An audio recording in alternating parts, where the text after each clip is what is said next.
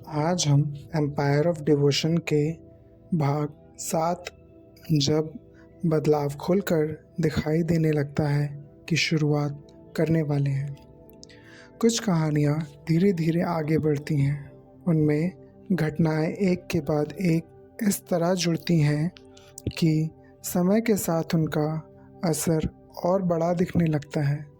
आश्रम की कहानी भी अब उसी मोड़ पर पहुंच चुकी थी जहां उसका प्रभाव पहले से ज़्यादा साफ नज़र आने लगा था।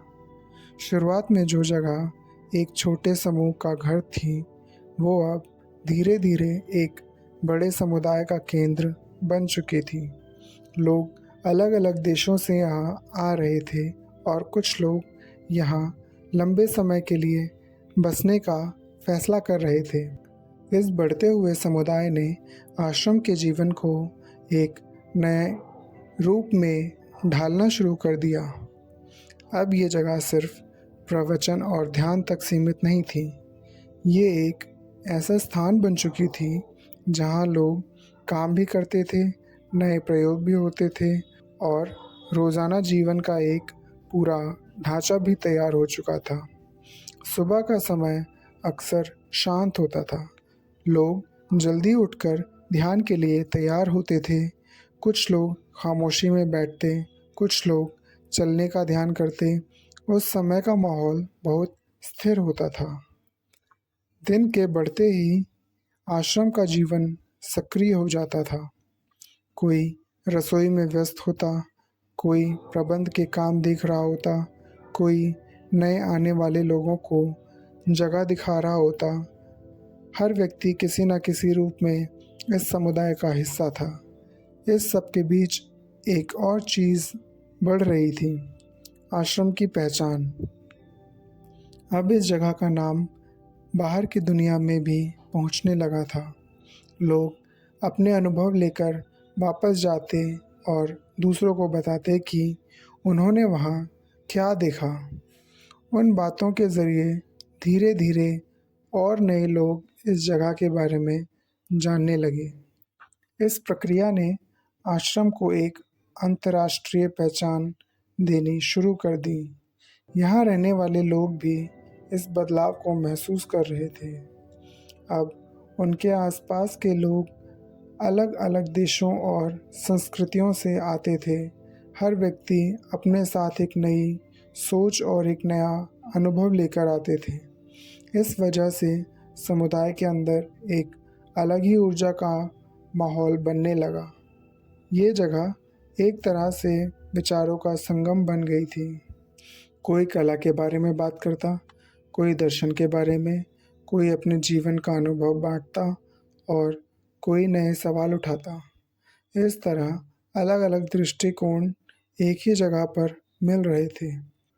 लेकिन इतनी बड़ी संख्या में लोगों का एक साथ रहना अपने आप में एक चुनौती भी होता है। जब कोई समुदाय बढ़ता है तो उसके साथ नए निर्णय भी लेने पड़ते हैं।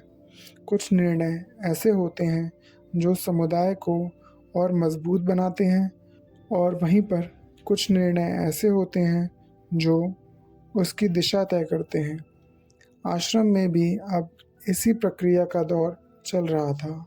हर नए कदम के साथ एक नई योजना जुड़ रही थी।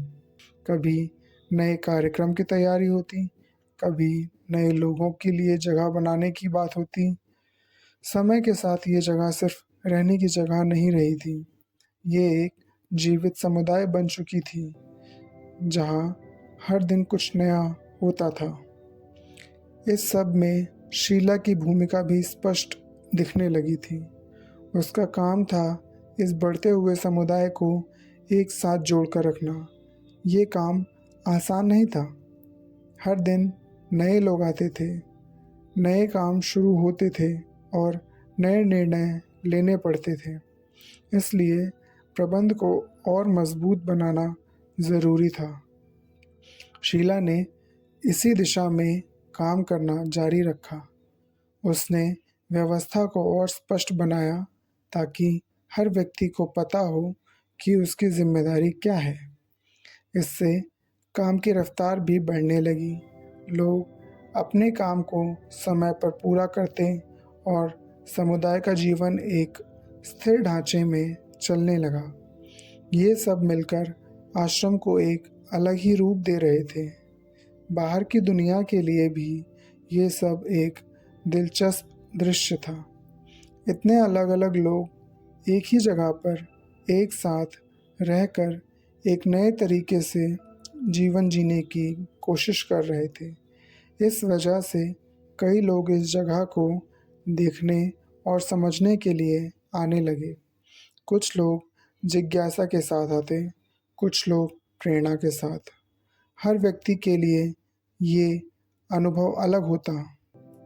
किसी को यहाँ शांति मिलती थी, किसी को एक समुदाय का एहसास होता था और किसी को लगता था कि ये जगह नए विचारों का एक केंद्र बन रही है। आश्रम के भीतर जीवन अब भी अपनी रफ्तार से चल रहा था। ध्यान, प्रवचन और रोज़ के कार्य समुदाय के जीवन का हिस्सा थे। लेकिन समय के साथ एक और चीज़ बड़ी हो रही थी, आश्रम का प्रभाव। अब ये प्रभाव सिर्फ उन लोगों तक सीमित नहीं था जो वहाँ रहते थे। ये प्रभाव उन लोगों तक भी पहुँच रहा था जो इस जगह के बारे में दूर से सुन रहे थे।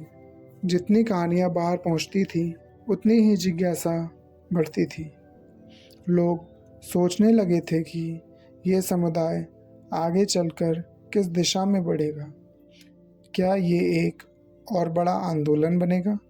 क्या ये एक प्रयोग बनेगा जिससे दुनिया अलग नज़र से देखेगी? इस प्रश्न का जवाब उस समय किसी के पास नहीं था।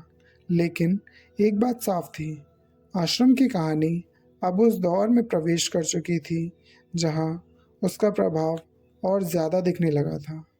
और जब किसी कहानी का प्रभाव बढ़ने लगता है तो उसकी घटनाएं भी और महत्वपूर्ण हो जाती हैं।